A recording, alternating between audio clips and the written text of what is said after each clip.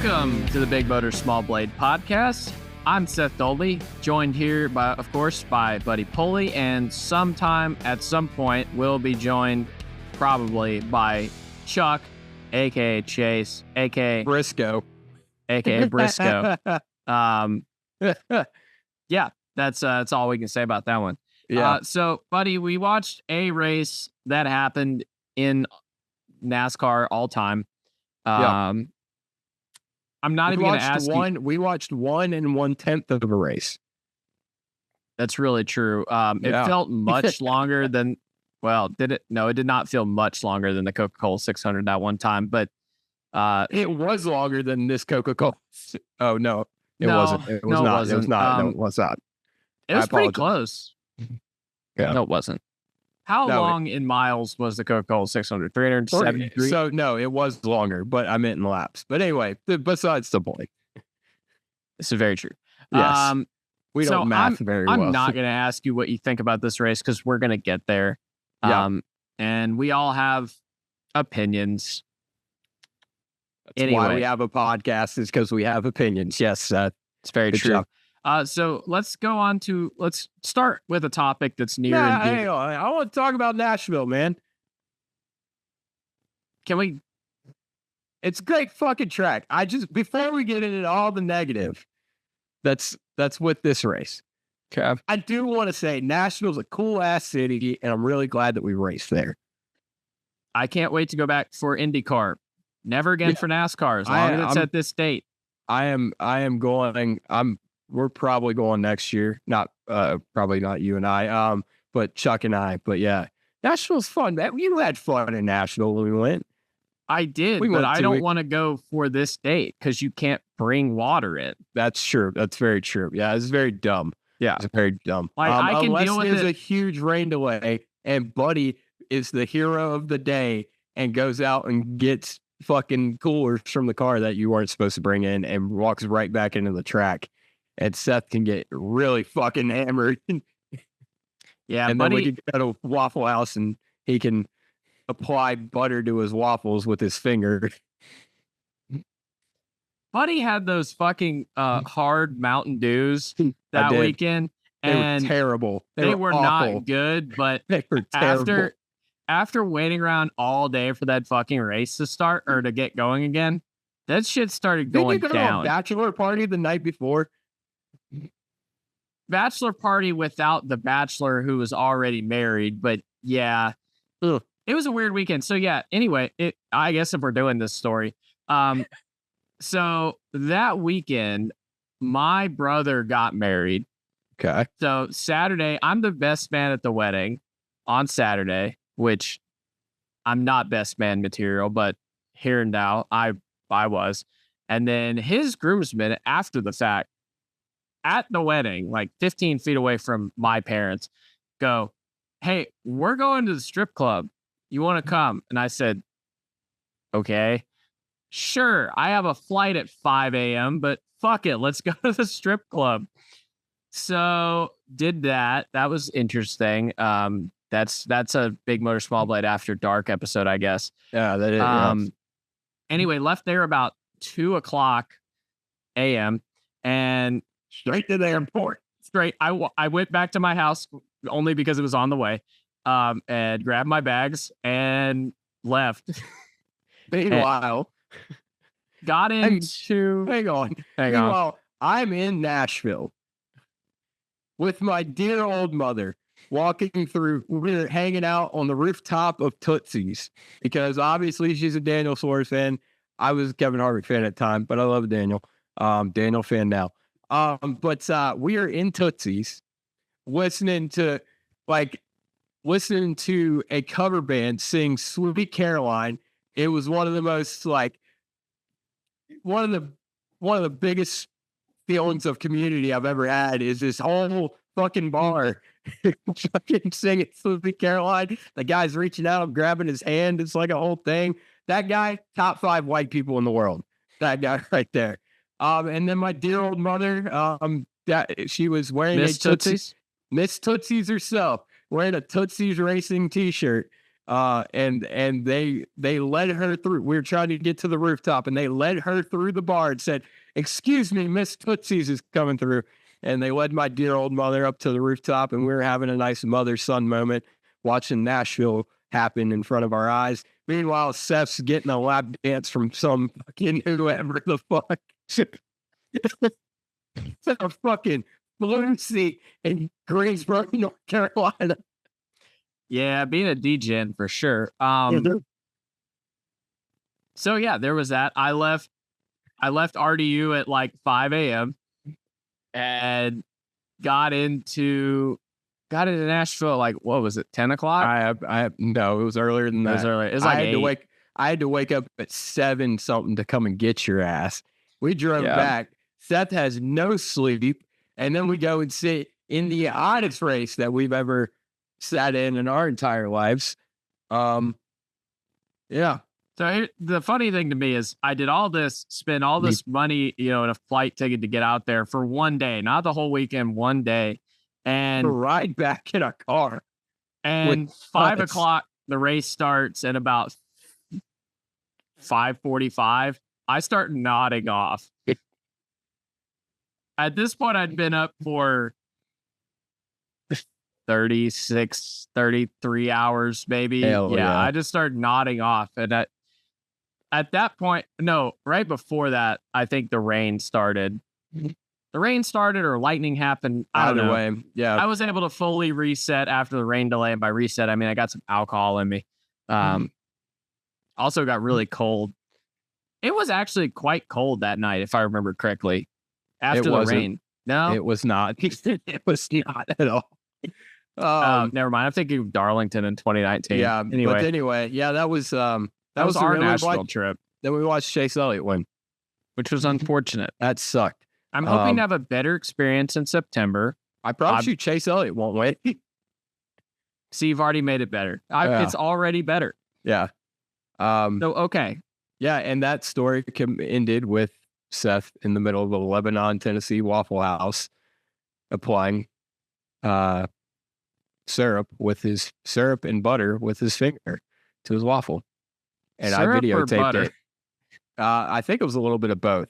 I think you can't have one without the other. If you guys want to see that video, feel free to ask me next time you see me at the racetrack. I will 100% show it to you.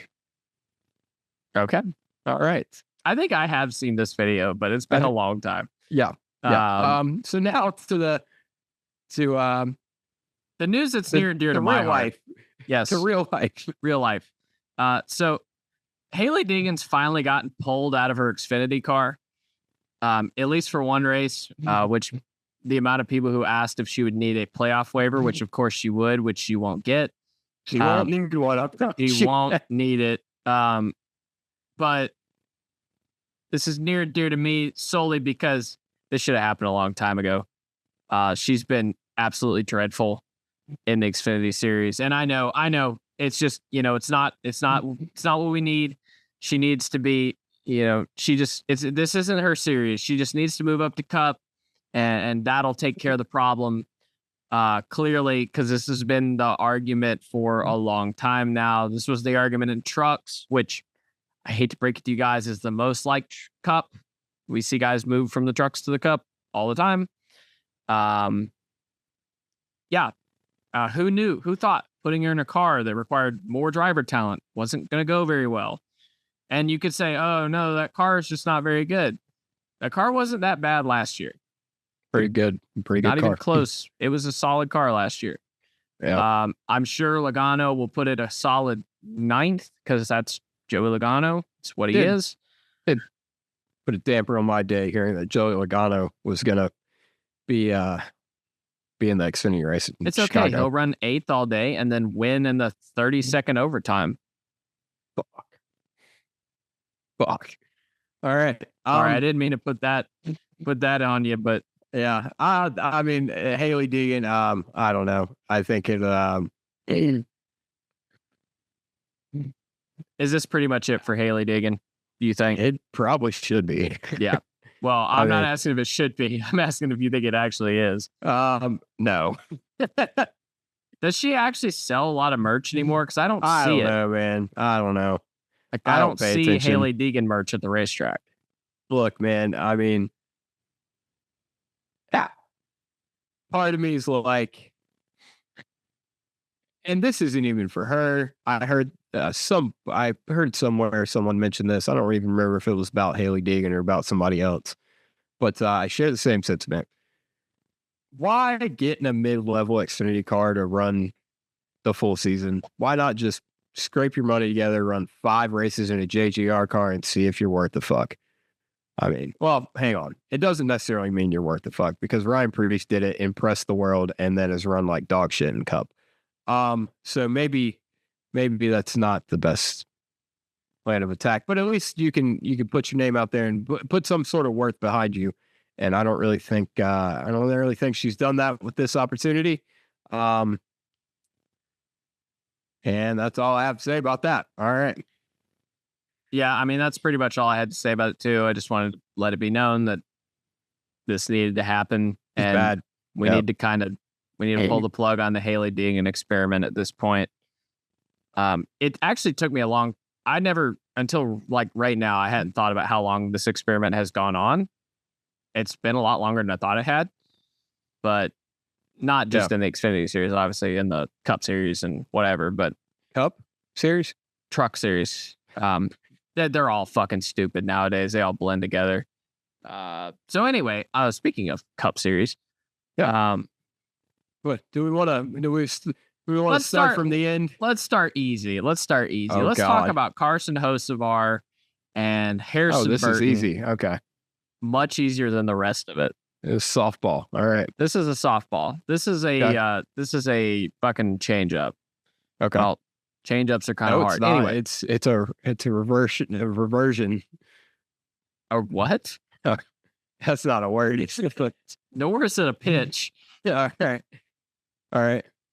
Okay. So anyway, I guess it's a reversion to vintage Carson Hocevar. Yes. I'm glad you gathered what I was trying to make the word mean. I'm still not sure what word. I know you're trying to say, but I'm not sure what word you were supposed to be using there. Yeah. But I don't have a lot for this because I don't care. Well, let's tell the world what happened. Carson Hocevar wrecked Harrison.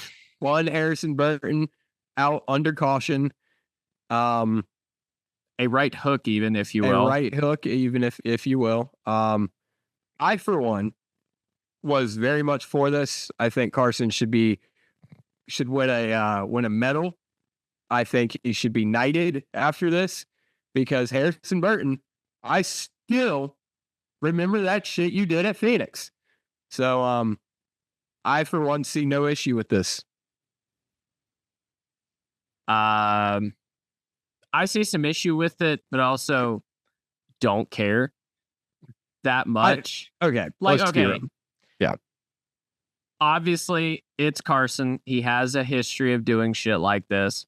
Yeah. He probably should be sitting on his ass next week just to send the message. Probably should have been sitting on his ass at least at some point in his career and hasn't. Yes. And solely, like, if this was the only incident, solely, like, nothing happened out of it. No one got hurt. No one could have gotten hurt. Or I guess they could have gotten hurt. Yeah, they were. But nothing actually happened. So if this was the only time anything like this had happened, I would say no, just fine him a little bit or something. I do think they should suspend him because of everything he's done. Yes. But that's not going to make me care anymore about it. I care because 2 nights before in the truck race, they penalized Lane Riggs for something not nearly as egregious. Penalized him 2 laps for aggressive driving. I don't think I've seen them pull that card since like 2003. Which, hang on, really quick, now that you brought that up, I do think that is the way the truck series should be officiated. I think that's how every series should be. Like, I think Carson should have gotten parked for 2 laps or parked for the rest of the day. Who gives a shit? I mean, honestly, this is exactly what I was talking about last week when I said I wish the sport ruled more with an iron fist when it came to some of these things. because it's like, oh, well, we'll go back and look at it. Why don't you saw it? Every car has an in-car. We have instant replay. It's 2024. You can clearly see Carson Osbar right hook Harrison Burton on purpose.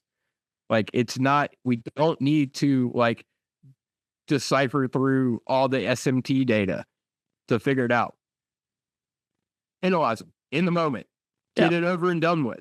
Don't make it a Tuesday deal. Like, I don't understand why we can't do this. Why was William Byron not parked immediately at Texas in 2022?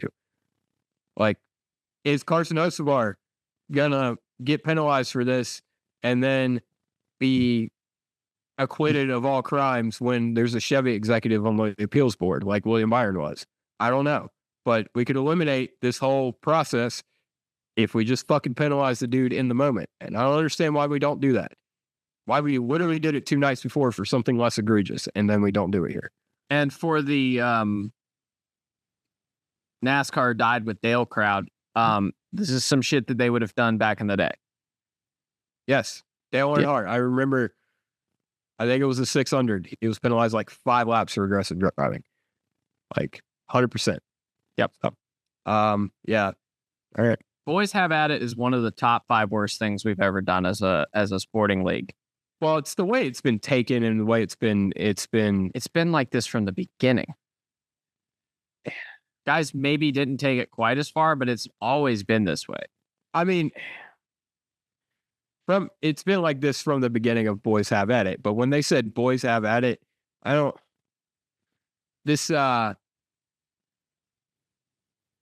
Edwards tried to kill Brad Keselowski that year, twice. He did. Well, and that's I'm not going to count Atlanta. Atlanta would have got penalized in any era, but like Gateway, he tried to kill him, and NASCAR just said, okay. Yeah, and that's what I mean by Boys Have It. I feel like it had, I don't know. I'd have to revisit that whole situation again to really give an honest opinion about it. But I think Boys Have At It was meant to be taken well, and it was not taken well. I'll put it like that. I mean, I understand the reason we did it in the moment, especially when, like, I don't know, the last race we ever ran where you did get an aggressive driving penalty for a regular thing.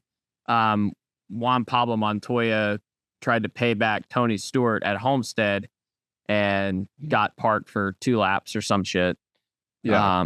For what amounted to not much. Nowadays, at the time, it's fairly common.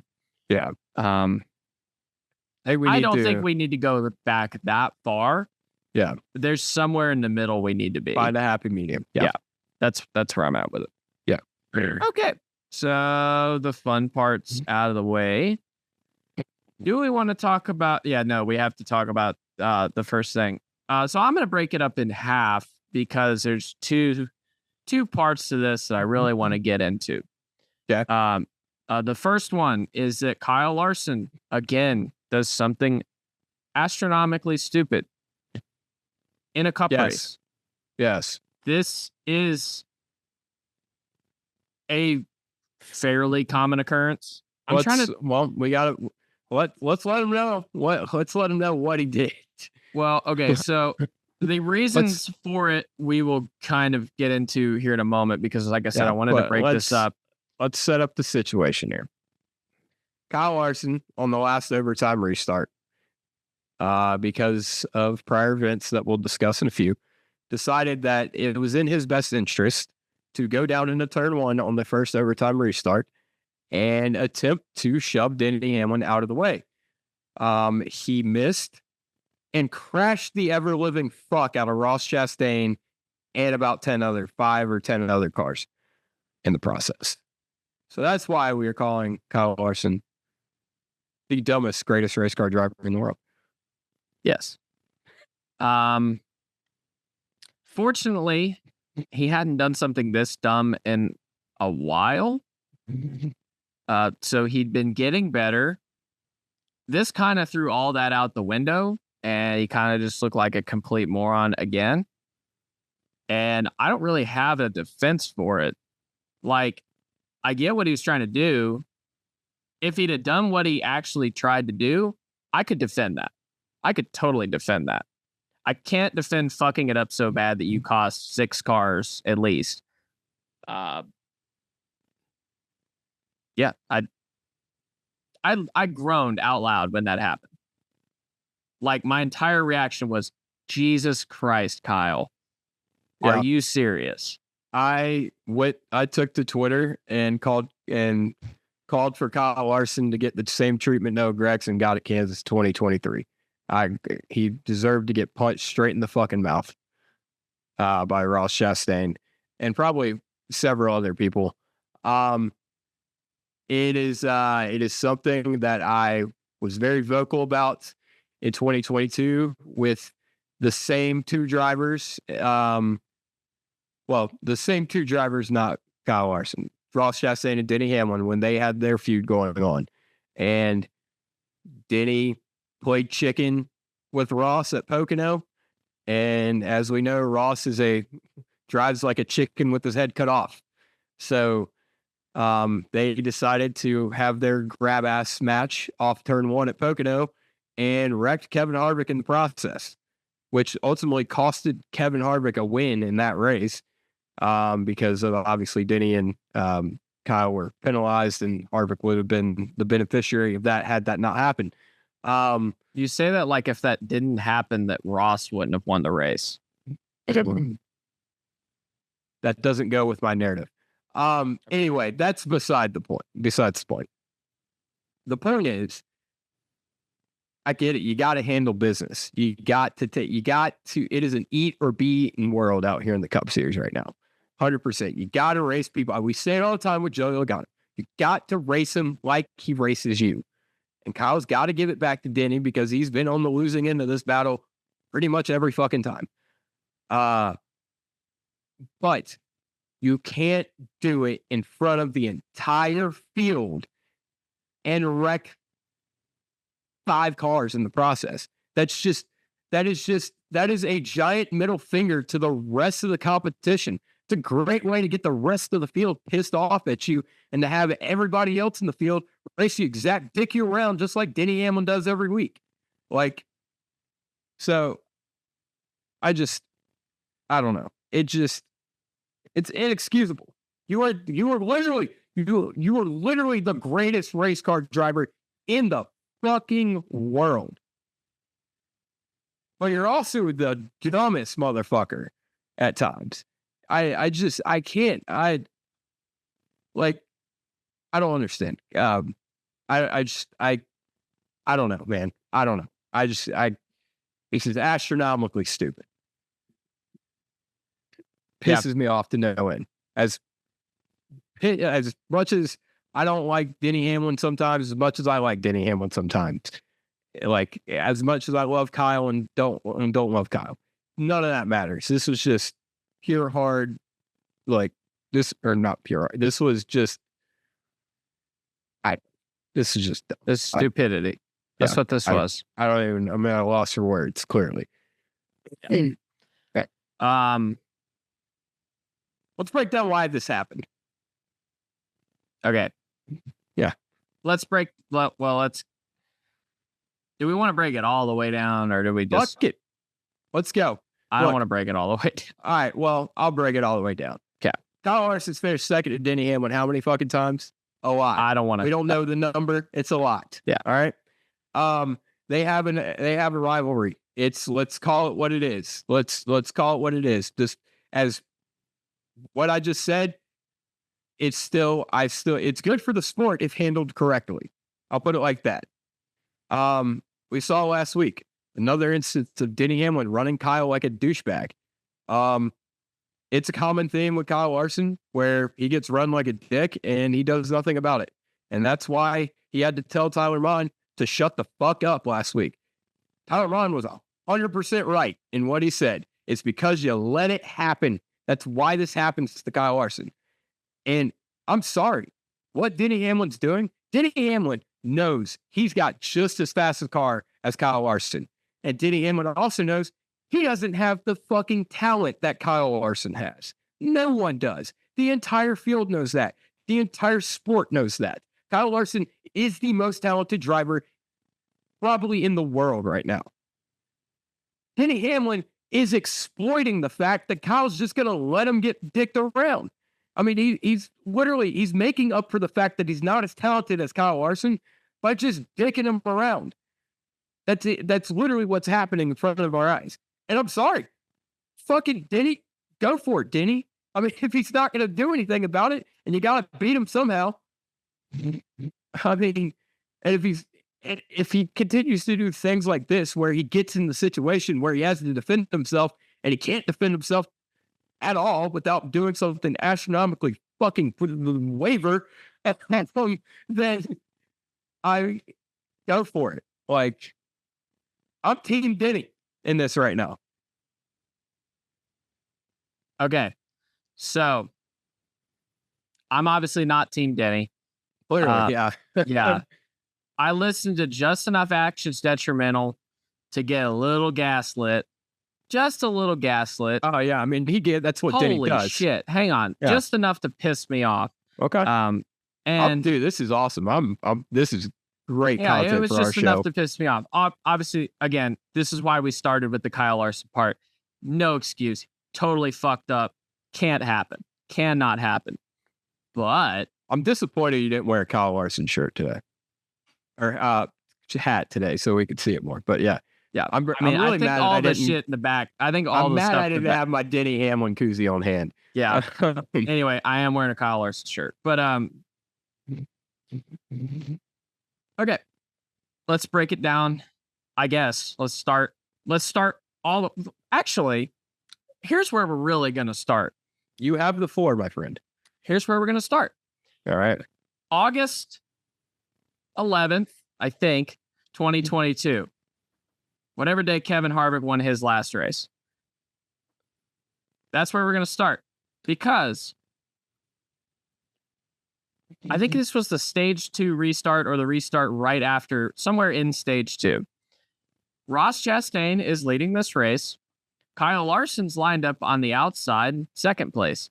Denny Hamlin is lined up third on the inside. I forgot about this. Denny Hamlin goes in and tries to wreck the shit out of Ross Chastain. Who does he get into? And he fails. Who does he get into? He gets into Kyle Larson. Okay, nothing really came of this. Kyle lost a spot. Denny lost a couple spots. Nothing really major happened to this. I just want you to keep that in mind. Okay. Because a certain someone has completely forgotten it. So just keep that in mind. Let's fast forward about a year later. Mind you, or actually, no, apologize. About 8 months later, mind you, nothing has happened between these two at this point. They've had some spirited battles at times, but I don't think any contacts actually occurred. No one in Denny Hamlin's camp has complained about the way Kyle Larson has raced him. I've watched an unhealthy amount of Kyle Larson and running behind Denny Hamlin. I've never seen anything that looked remotely like Kyle getting into Denny. Okay. Kansas. You can give or take on, or you can go a couple different ways with this one. The more times I watch it, Denny Hamlin was going to wreck him either way. Whether Kyle got loose or not, Denny was going to hit him. So Denny at that moment said, I'm okay with wrecking Kyle to win this race. So there we go. That's one. That's one. Let's fast forward a few months later to Pocono. Everyone knows what happened here. Denny wrecked the shit out of Kyle. Kyle could have lifted. Well, he did, Denny. You shoved him so far out that it didn't matter. Okay. So that's two. We're keeping track. Kyle hit him at Richmond while 3 laps down because Hendrick brought some fucking boat anchors to the racetrack. Whatever. Part of me thinks that Denny kind of thought, I know he said otherwise, but part of me thinks Denny kind of thought, okay, Kyle, we're good now. Just because like that just seems like a Denny Hamlin thing to do. Okay. Kyle finished second to Denny a few more times in this time frame. Nothing egregious happened or anything, but that's got to be building some resentment, I would imagine. There was one in between. there's something that happened before Loudon, and for some reason I can't remember it. But Denny definitely. Oh yeah, Iowa. Denny ran him over at Iowa. Yep. While 2 laps down, and claimed he didn't mean to. Claimed he didn't mean to. I don't buy that because Kyle didn't miss the corner. Yeah, and he said Kyle got loose in the corner. Did he? I watched the replay. It didn't look like it to me. It looked like he got fixated on the 5 car and said, "This would be kind of funny, wouldn't it?" I don't know. That New Hampshire. Denny brought up this week that, quote, Kyle got onto my, did he say right rear or left rear? Did you listen? I listened. I wasn't paying that much attention to that. Anyway, Denny, of course, brought up that Kyle got into him like he did Kyle Busch. Again, I'm sorry. This sort of incident, minor, tiny contact in a next-gen car is nothing. So using it as justification for doing stupid shit afterward is stupid. Like, I'm sorry. It's dumb. You can't pass in these fucking cars. You're going to have to use every single little bit that you have. I don't know if this is 100% true, but wasn't it Denny who said something the other week about how you almost like have to almost get into somebody in order to side draft because of how close you got to get? I think it was Denny. Oh, yeah. Because there aren't a whole lot of active Cup drivers there's not a whole lot of good active Cup drivers with podcasts. We put it that way. So anyway, Denny runs Kyle up at New Hampshire. Okay. And the entire time, while none of us have seen any of it, I've been to an unhealthy amount of races, watched an unhealthy amount of Kyle Larson, have not seen Kyle put a foot wrong to Denny at any of these races that I can think of. I would have logged it. I would have 100% logged it because every time Kyle got near Denny since Pocono, I've said to myself, he needs to wreck that motherfucker. And I don't actually feel that way, but that's the first thing that pops into my head every time I see it. So if Kyle had done something to Denny, I would have definitely logged it. Okay, that's the way my brain works. No one remembers stupid shit that doesn't have a real impact on my life like I do. So,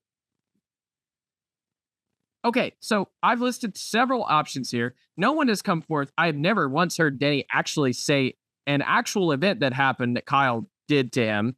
He just now all of a sudden says, that's how Kyle races me. That's how Kyle's always raced me. Bullshit, Denny. Kyle races some people like that. Sure. He races like that a decent amount. He didn't do that to you until this week. This fucking week, Kyle Larson said, okay, I'm going to clear myself off you in stage 2. And okay, before that, the whole restart thing happened. Dude, the amount of bitching about that. Oh, he tried to wreck me on the restart. Really? We're pushing on a restart in a next-gen car. And you and Joey are crying about it. Holy shit, that's what we do on restarts in the next-gen era. We push. I don't understand why this one all of a sudden was like the most egregious thing. And you guys were offset for no reason. Like Joey and you both didn't do it right in my eyes. I call me. Am I wrong? Am I on that one specifically? No, you're not. No. Okay. Okay. It looked like they didn't do it right to me. So anyway, we go to the end of stage 2 and Kyle runs him up because that's exactly how Denny would and has raced him. And unfortunately, there's about 5 examples of Denny doing it to other people in this race. Yes, and other people. That's how Denny races. Yep. What happened? Denny threw a fucking hissy fit because he got raced by Kyle the way he's raced Kyle. Denny literally did it on lap 1 to Josh Berry. Yeah, he did. The first corner. First corner. Okay. So now we break it in. Kyle does the dumbest thing ever. Again, the idea kind of reminds me of a move that one James Dennis Hamlin also tried. It didn't have as dire consequences, but as we've said before on this show, I don't think the outcome should determine how we feel about the act. And they were the same act. So if we're going to call Kyle Larson out for this, we need to go back and call Denny out for it. He did the same fucking thing. Okay. I've made my point on that. Let's go to the next restart. Kyle I just want to say before you go to the next thing, there's a lot of talk this week about the presidential debate. And I don't get it. Well, and this is why I don't get it, because 98% of America knows who they're voting for. So why are we watching a debate? Like, you're not, if you know exactly who you're voting for, why are you watching a debate? The debate's for people who don't know who they're voting for, and so they could sway either way. I didn't watch the debate because I know who the fuck I'm voting for. Now, this little exchange we've had here where I said I'm Team Denny, you know what? You swayed me another way. I'm feeling pro Kyle. All right, let's hear the finishing argument. Let's get back to some more actions detrimental gaslighting, which I like actions detrimental, but every time, dude, I swear to God, every time there's something that happens with Kyle, there has been just some serious fucking gaslighting. This is true. This is very true. Denny has a fucking hard on for bitching about shit Kyle does. Like, he is so fucking hard on Kyle, and I am too. But like, this comes from what I just said. Denny Hamlin, I swear to God, my cat just typed pussy on my computer, by the way. That just happened. That's not possible. That, swear to God, I'll send you a picture in a minute. Holy shit. Excuse me. I'm sorry. Clearly, you wanted to win on the situation. Now, is he talking about Denny or Kyle? Happy, get back up here. I need to do something. I need to type. Anyway, it goes back to what I was just saying, though, about how Denny probably knows he's not as good as Kyle. And it almost seems like he's using his platform he's using it as a politician would use it to kind of, as a certain politician would use to lie and gaslight to us, things that his opponent is doing. I mean, it's very good. Anyway, continue. Well, I mean, it all goes back to the interview after Pocono that Kyle gave. Yeah. That's it. It's been shown. Like, if you listen to the show, that's exactly what it is. Yeah. Anyway, again, I enjoy the show, but Jesus Christ. All right, so let's go to the second of 40 overtime restarts. Yeah. Well, it just to kind of close things out. It's like if you have a bad boss and you look for any little thing to make the biggest deal out of, and that's exactly what Denny's doing with Kyle. Yeah, I mean, case in point, this last restart that those two were near each other. Kyle grabbed a gear bad and then got hit by the 8 car and like got near Denny Hamlin, and Denny was crying about that shit, dude. Like, dude, grow the fuck up. If he was trying to wreck you, he would have. He was right next to you.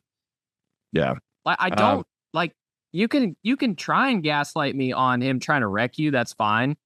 But yeah, no, you're missing me with that other shit. Like, yeah. I mean, Kyle was clearly like, Kyle had gotten in his own head by that point and was kind of out of control. Like, that's probably what happened. Like, that's how it seemed like. That's how he missed the shift. Like, 100%. Kyle was absolutely out of his mind and should have calmed the fuck down. Like, he was pissed at this point. Like, clearly, you can see it. He tries to wreck the shit out of Denny Hamlin, and then he misses a shift on the next restart. Yeah. Dude needed to take a chill pill. I don't know what Cliff Daniels is doing at that point. Usually, he is the greatest calming influence for Kyle. He needed to get on him at that point, and he didn't do it. And it would have been nothing if we hadn't had another caution that neither of them caused. I think the 5 team, I mean, you heard it last week. I think the 5 team clearly feels as though, and Cliff has been outspoken about this before, they clearly feel that Denny Hamlin has wronged them in many situations. And you just listed, he absolutely has. And you heard Gapehart literally on one of those last restarts say, do not worry about the 5 car. Do not worry about him. They are both in each other's head. But yeah. Denny, I think Denny I think Denny, and I think it might just be by sheer ignorance, and he might not be smart enough to feel stupid. But I think that's Denny's advantage, is he doesn't get rattled by this. Where I think Kyle gets rattled, and I think Denny knows that. Denny's able to get in his head. I thought that until after the after Denny's interview. So like when Denny's interview started and he said, "Oh, I didn't have a problem with the way he raced me," I was like, "Bullshit."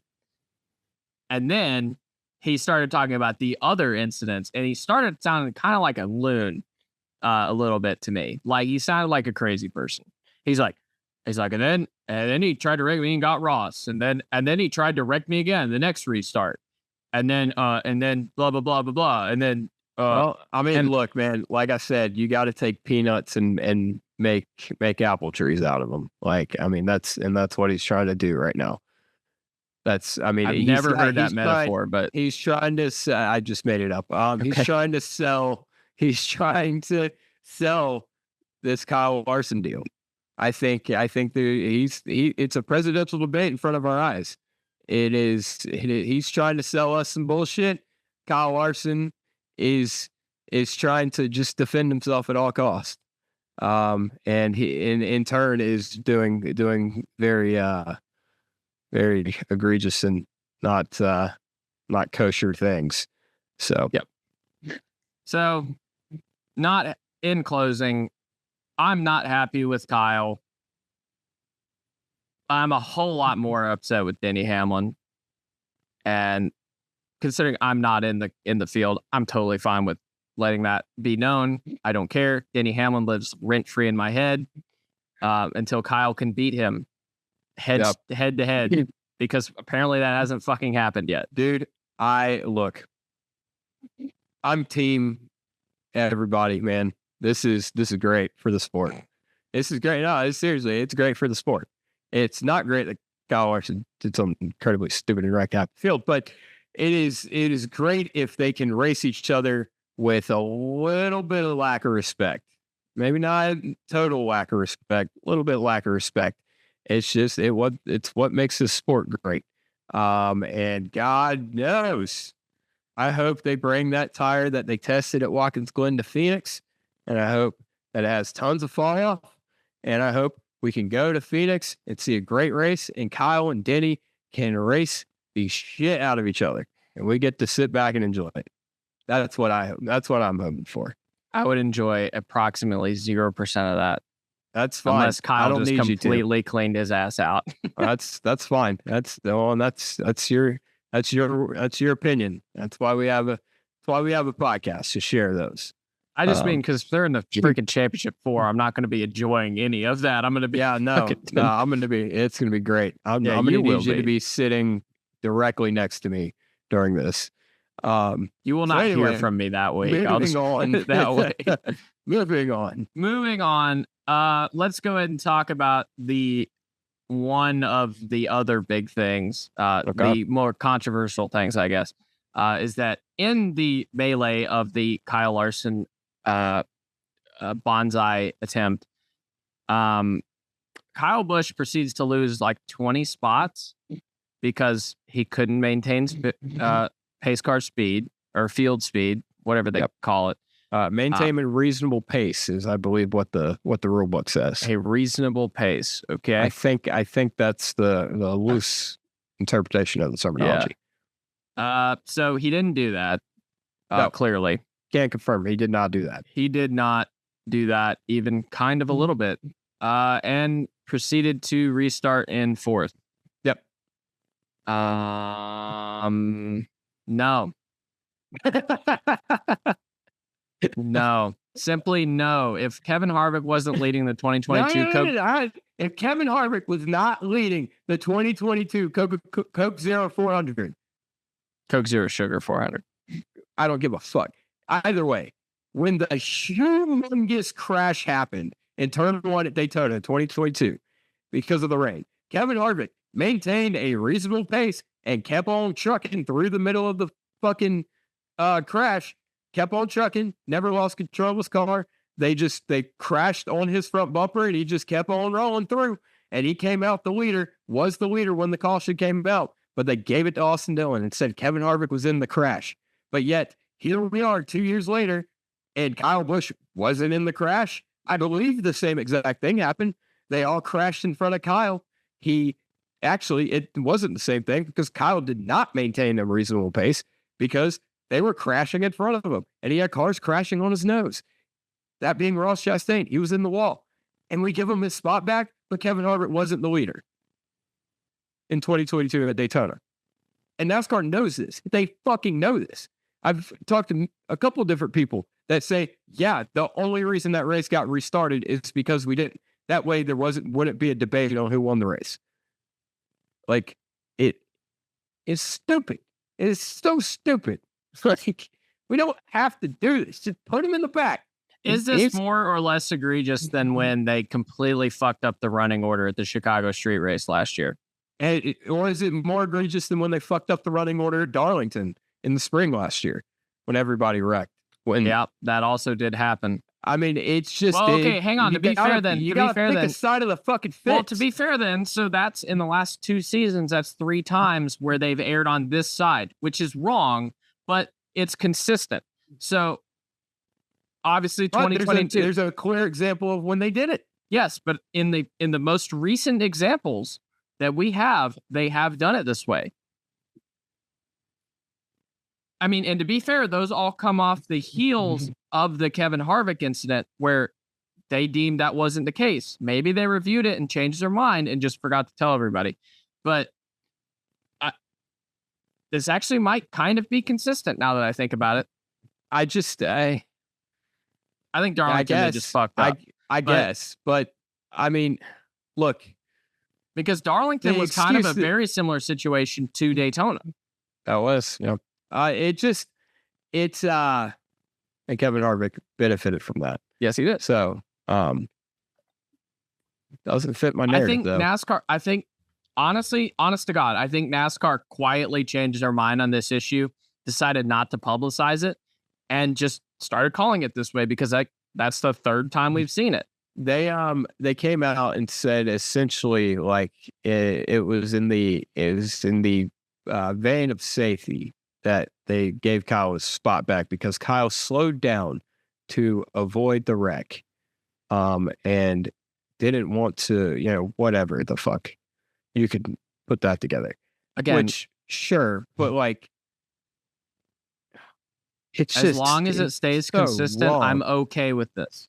Probably should have been 25th, dude. He should have been 25th. I'm glad he wrecked on the restart. Like, it made it a moot point. Obviously, we're arguing about it, so it wasn't a moot point. But, yeah, I don't know. That's fair, yeah. I guess it's fair. They're consistent.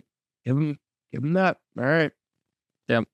0.1 for NASCAR. All right, let's talk about these overtimes. All right. Overtime is the 3rd or 2nd. I tweeted that it was the worst thing. No, it actually is. It is worse than playoffs.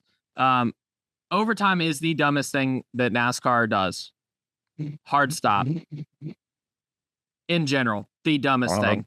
The argument that we don't want, the amount of fucking mouth breathers I see continue to parrot I don't ever want to see a race end under yellow. Okay, my God, dude. Denny Hamlin is driving away from at the end of this race. Okay, how is it any more different for Denny driving 2 more laps under green versus 2 more laps under yellow? How is that any different? He wasn't being challenged. It wasn't going to change the outcome. That's the outcome. It's over.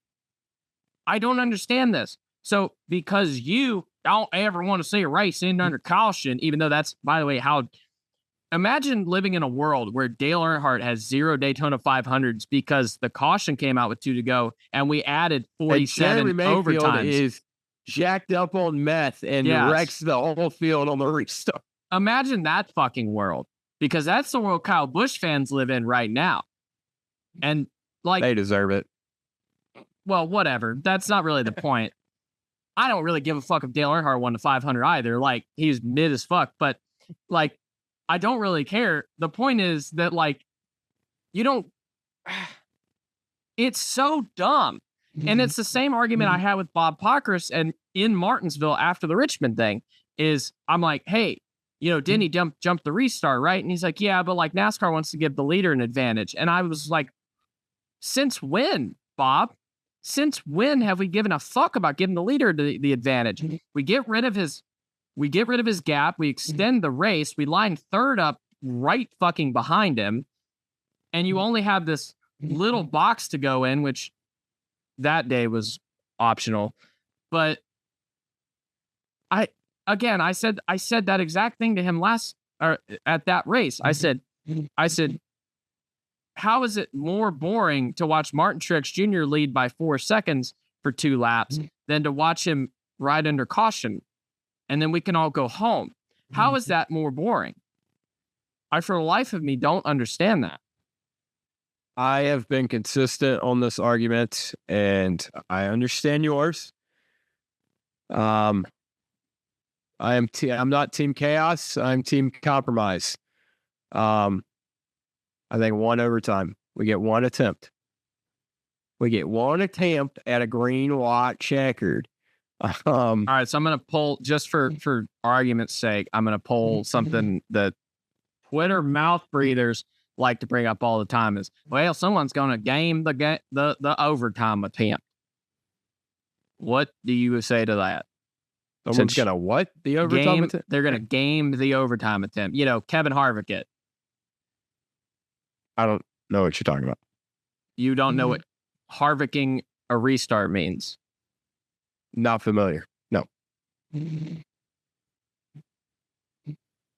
Are you sure about that? I'm sure. Okay.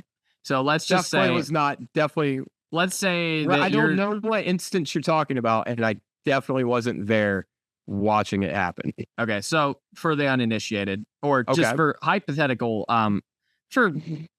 hypothetical reasons. Let's say you're running a red Budweiser Chevrolet, and you have like 4.5 cylinders at the end of a Talladega race, hypothetically. And you're like 3 points away from being knocked out of the playoffs or whatever the fuck it was. You can't fall all the way to the back. That's a no-go. And NASCAR has decided that we're only doing 1 overtime attempt this week for whatever reason. I don't even remember what the reason. Oh, yeah, because Austin Dillon almost died at Daytona. So instead of getting black flagged because you don't have power, NASCAR says, okay, even though we know you don't have a fucking engine, we're going to let you restart anyway. And you turn right and wreck the field. And the caution comes out. And Joey Logano, unfortunately, wins this race. Dude, why do all bad things in NASCAR end with Joey Logano winning? Like, that can't just be the bad thing. It always has to be like a bad thing happens and then Joey Logano wins. So what was there was a hypothetical there. Hypothetically, you're down on power at the end of a race. There's only 1 attempt at a green, white, checkered. You let the field take the green, and then you wreck the dog shit out of someone, causing a multi-car accident behind you that ends the race prematurely. That would be called Harvicking the restart. Okay, so what is the question? You're the one who's a fan of 1 overtime. So what do you feel about the possibility of Harvicking occurring? I'm not familiar with the term. That hypothetical situation seems absolutely ridiculous, and I can never imagine that happening. But I do imagine that if it did happen, that it would be horrible, and I'd be pissed off, and I'm sure someone named Dale Earnhardt Jr. would have actually won the race, and I'm sure Joey Logano would be rewarded to win because good things don't happen. But my opinion of that goes right back to my other crusade I've been on the past couple of weeks, is that we need NASCAR to rule more with an iron fist. And if you have a car that's fucking blowing up or in trouble, you need to pull out of line and be black flagged. If you're smoking, if you're on the apron and you drop oil on the racetrack, you should be parked. You should not practice next week or some dumb shit. Like, I don't know. We need to officiate races better. And we can eliminate all these little details, and we can tighten up some of the big things. We can have 1 overtime restart without worrying about some dickhead fucking wrecking half the damn field just to cause the caution. Like, It all comes back to NASCAR. And that hypothetical situation you just said, that I'm sure that probably wouldn't happen if this playoff system wasn't a fucking farce. And that driver, who is a very legitimate driver and a very good driver, and would not do that if he didn't have one of the greatest seasons in NASCAR history and be fucking robbed by this dumbass fucking playoff system. And I'm sure that same driver in a hypothetical situation would not go to Martinsville 5 years later and try to crash another driver to make it into the playoffs or make it into the next round of the playoffs. I'm sure that wouldn't happen if you didn't have a stupid ass playoff system. All these problems are created because of NASCAR. All these problems that we like, oh, let's think of this fucking roundabout fucking way to fix it.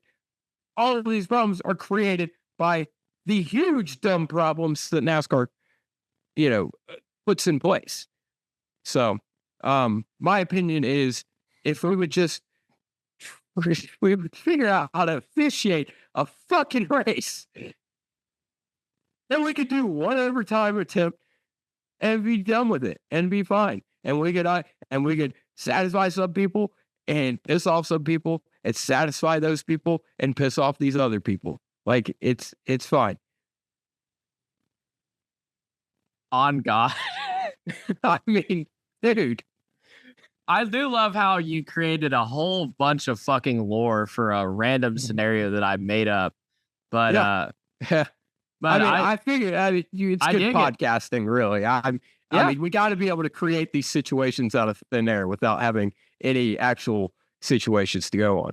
It's very true. I mean, I dig it. We're both clearly passionate about our stances, and our stances really aren't that far apart.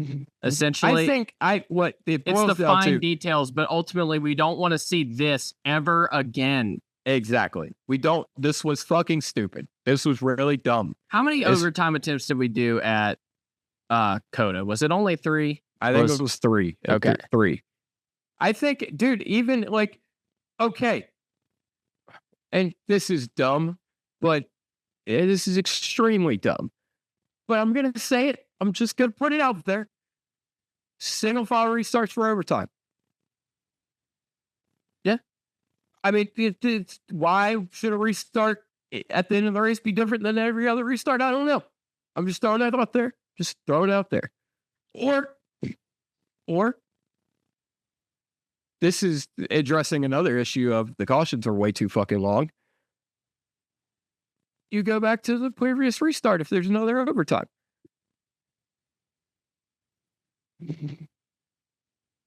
Well, that addresses a different issue. Because a lot of the reason why the cautions are so long is they're figuring out scoring because everybody's 9 wide in the turn 1. Yes. But, you fix that problem? Huh. The single file restarts fix that problem. That's true. Yeah. No, I mean, it just, we can't do this, dude. We can't. This is not. I want to believe we're better than this. Like, I come on here every week, and you and Chuck talk about how terrible NASCAR is. I'm over here. I'm like, come on, guys. Sometimes good things happen, and and then I'm thinking about it. I'm like, we had cool finishes this year and we had some good racing, and Darlington was cool. I like that. Atlanta was awesome. Daytona wasn't horrible, except I cried. Shane Van Gisbergen won. That's good. That's fun. That's awesome. He's, we love Shane. And then we have weeks like last week. I guess, yeah. Well, I guess we can continue to learn about these tires. We can, I can't defend this overtime bullshit. Yeah. I don't know, man. I don't know. I don't know. Yep. And that was coupled with in my opinion, not good race to begin with. It was not a very good race. No. I'm not sure why this wasn't a good race. I know exactly why this wasn't a good race. Why was this not a good race? It was 100 fucking degrees. We've seen with this car. Yes, I did know that. We've seen with this car, it's not good. DBC That's why last year's race was so good. Yeah, I mean, DBC somehow missed this. Freddie Kraft, last thing he said was it's going to be hot as fuck, so it should be a good race. I'm like, Freddie, have you watched any next gen racing? I know the answer to that. You've watched a lot of it. I literally thought the same thing when he said that too. Yeah. Just like, anyway, I'm ripping on Freddie right now, but it's like, yeah, I mean, unfortunately, we've seen it. And the problem is we figured out the solution last year, which should have been what was done this year. There's no reason. There's no reason to run this race at 2:30 local time. It's fucking absurd. It's just unsafe. It's just irresponsible. Especially when you're not going to allow fans to bring in fucking water. We went to Nashville. We stood outside that line to get in the racetrack. We watched 4 people fall out. And then you said, fuck it, and let everybody in without scanning a ticket. Or checking bags, right? Yeah, we're checking bags. Yeah, no, I don't remember. I don't remember. Just said, fuck it, come on in. Yeah, So, like, it's a liability. Like, why? We started at 3 o'clock in 2021. Then we moved it to 5 o'clock in 2022. And then we moved it to night in 2023. And then we moved it back to 2:30. I don't understand. It makes no sense. And why were you able to bring in water in 2022, but not this year? And I don't know about the year before. We didn't have anybody there. We didn't have anybody doing recon. We did this year. I guess we could probably ask Caleb, but the whole Nashville deal it's an anomaly to me. Yeah. Like, it doesn't make any sense. It's like the coolers thing I get, because it's a fucking dry county or whatever. You can't do it, I guess, whatever. That you can't explain to me that you can't bring any food in now either. You can't bring in any food. You can't bring in a fucking, I think they said you could bring an empty water bottle in to fill up there, which, yeah, let's have everyone fill up at the same fucking water station. That's not a terrible idea. Yeah. Like, I don't understand. Yeah. Even a little bit. But anyway, it's all contributed to the race not being very good. Yes. Which is unfortunate, because it had been a solid track in next gen when it was cooler and at night. Yeah. As we've seen, unfortunately it did used to be that way, where hot as shit racing was great in every form of generation car we had in the Cup Series, and it's just not anymore. It's not good. It's a similar thing that we see in IndyCar, like especially with the Indy 500. When it's really hot, it's not great. And I think it has something to do with, I would imagine it has something to do with having the rear diffuser on there. I'm guessing. Rear diffuser and a ground effects car, I think. Yeah, I'm imagining. I'm not an engineer, so maybe I'll ask an engineer. I might have hit up Joe. Well, it makes sense though. Because you look at a car that is a ground effects car, which a Cup car is you have to be sunk into the racetrack in order to have grip. And you can't, and in order for this, and for the diffuser to work properly, and if there's not enough grip and you can't suck to the racetrack with your fucking ground fat, I don't know the technical terms, but this is what I understand in layman's terms. It does. That's what it does. Yeah, exactly. Yeah. If you don't have the grip because the track is hot and slick, you can't suck the car to the ground and make the diffuser work as well. And so, therefore, the diffuser's not going to do its job of cleaning up the dirty air because you're not in the racetrack as much. Therefore, the car behind you is going to have a harder time getting to you. Therefore, we're not going to see as much passing, and the racing is going to be worse. I wonder how much of it has to do also with, we run a lot of these races in the Southeast. I wonder how much of it has to do with how fucking thick the air is.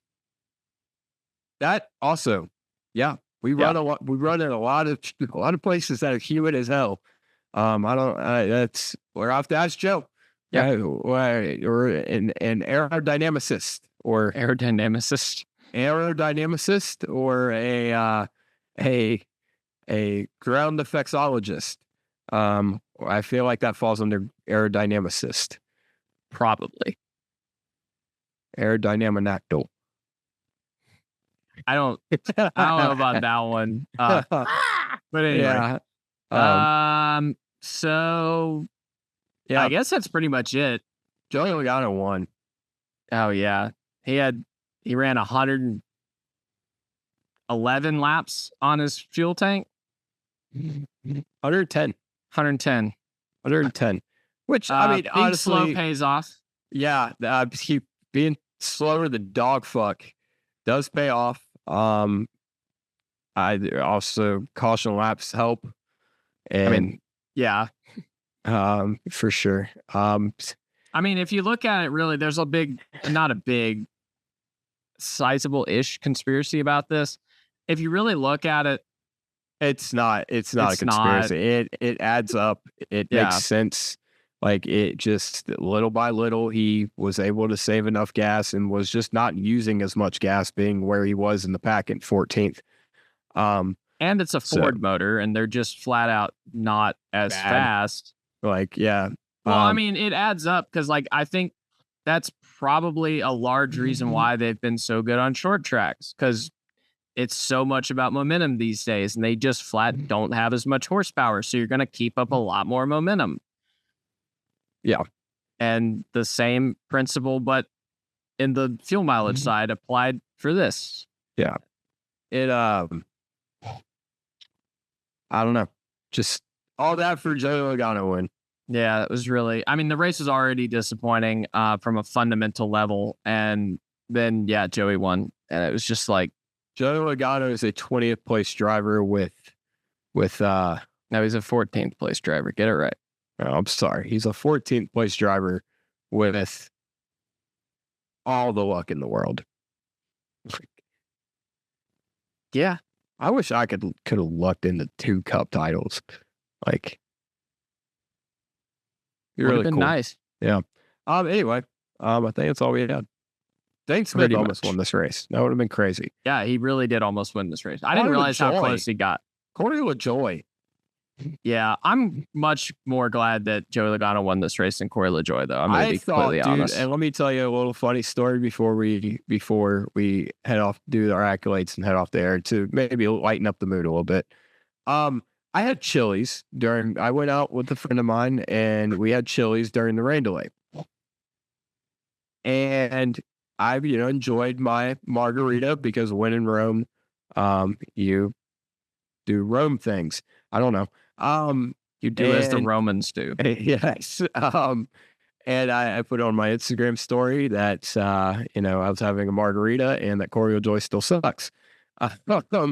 And I enjoyed my chicken bacon ranch quesadilla with some chips. And I went home and watched the conclusion of this national race. Obviously, Corey LaJoy is sponsored by Chili's. So we're sitting there on the final restart, one of the final restarts. And Corey LaJoy's in prime position to win the race. And I am having me a come apart because I'm sitting here, I'm calling my friend Adrian. She is into all that astrology shit. I was like, what does it mean if the stars align and I have Chili's and Corey LaJoy sponsored by Chili's and he's in position to win the race? Like, what does that calculate? Did I jinx this? Did I make hell freeze over myself and make Corey LaJoy win this race? And then I watched the restart and remembered, oh shit, it's Corey LaJoy. I forgot that can't happen. And he did something stupid and didn't win the race. But for a split second, he did something stupid earlier in the race too, didn't he? Who did he wreck earlier in the race? Well, either way, I was for a split second. I don't remember. For a split second, I thought that I was gonna have to come on this podcast and issue I'm gonna clip that and issue a Kyle Larson half-assed apology to the world that I made Corey LaJoy win this race by eating Chili's. Thank God that didn't happen. I was really worried, man. I was really worried. In that melee, there's something I'm definitely going to submit to NASCAR. And I'm looking forward to that. Dude, I was very happy. We were sitting there on that restart and I'm like, this is the day. And it's my fault.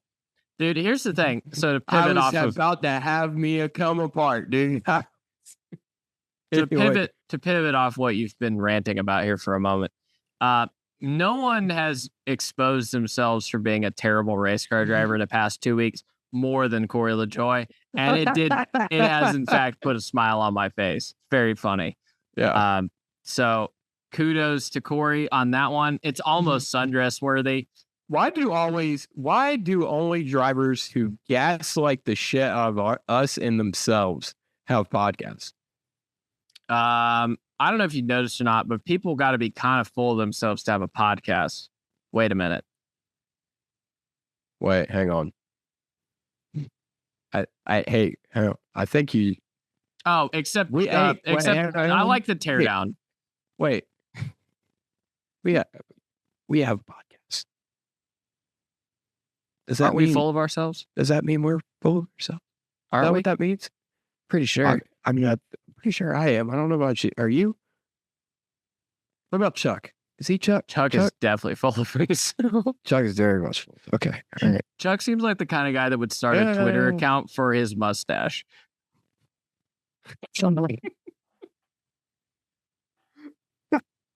It's okay. Chuck doesn't listen to the podcast. I can say whatever I want.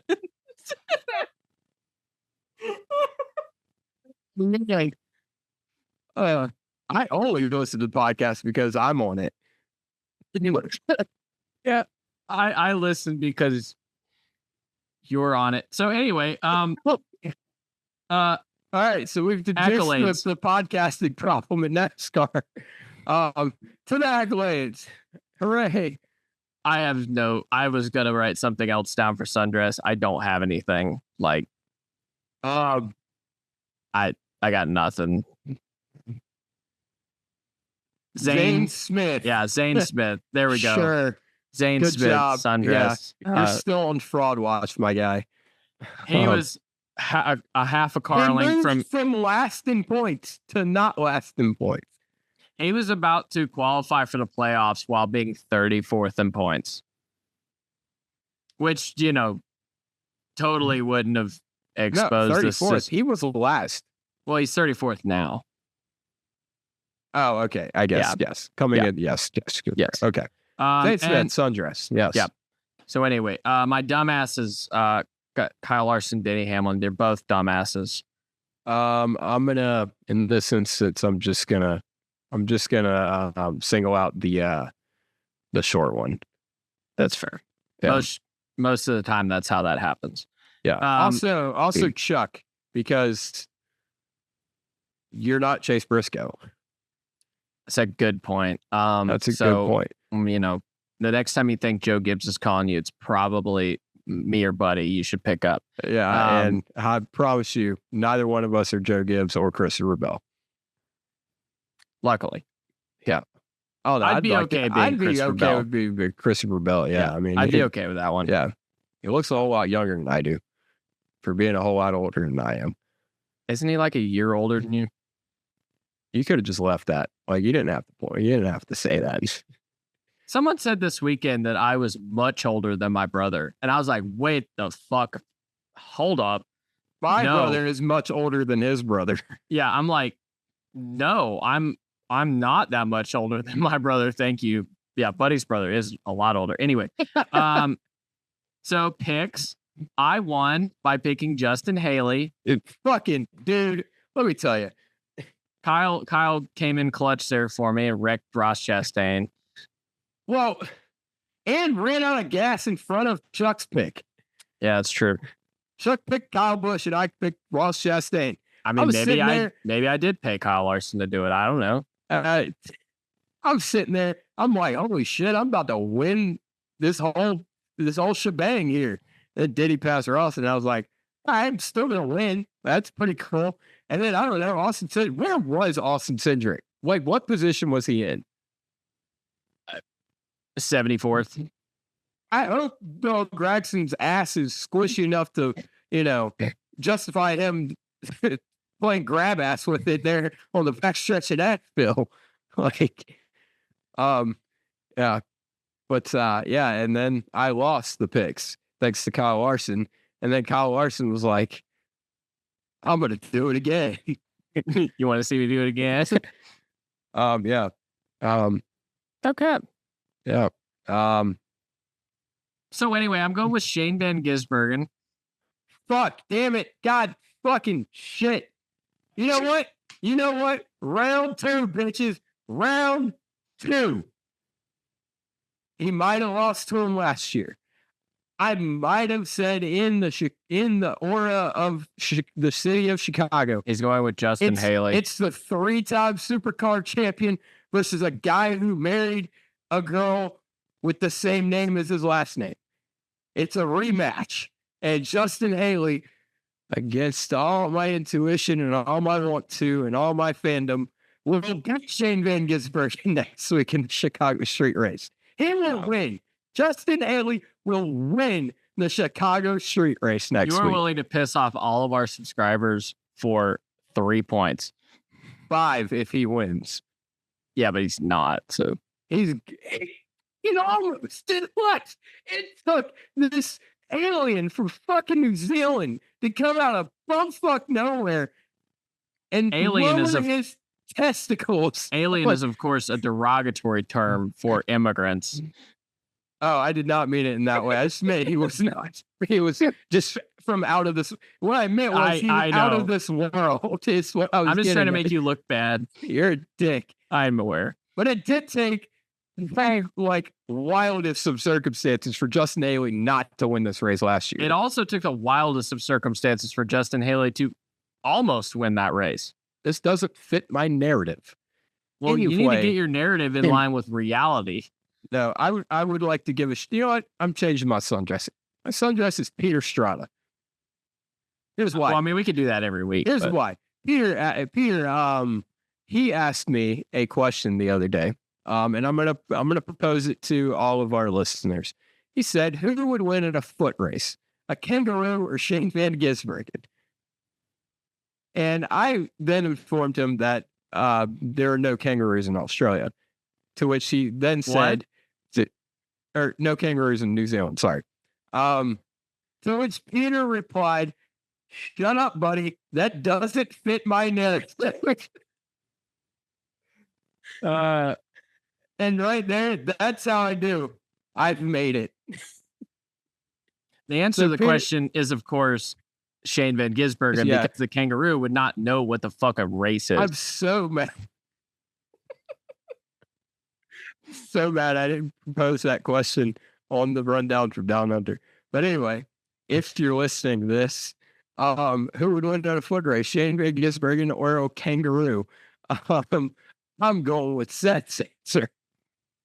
Now the kangaroo might kick him in the ass on the way by, but yeah, I don't know.